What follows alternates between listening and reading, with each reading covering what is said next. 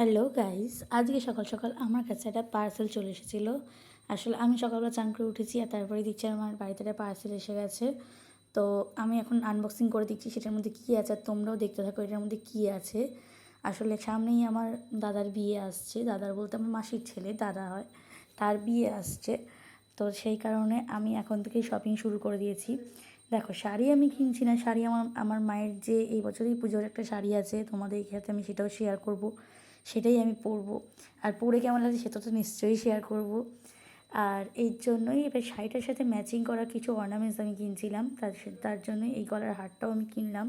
এটা বেসিক্যালি একটা চোকারটা আমার দেখে এত সুন্দর লেগেছিলো। আর এটার কানের দুলগুলো খুবই সুন্দর ছিল, মানে চোকারের সাথে সবসময় এরকম সুন্দর কানের দুল পাওয়া যায় না অনেক ক্ষেত্রেই।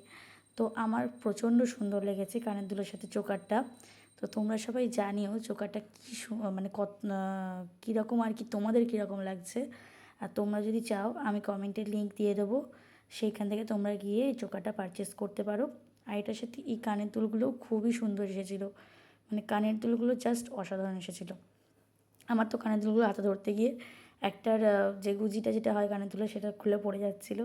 তো সেটা কোনো ব্যাপার না। তোমাদের ভিডিওটা কেমন লেগেছে সেটা অবশ্যই কমেন্টে জানিও। টাটা।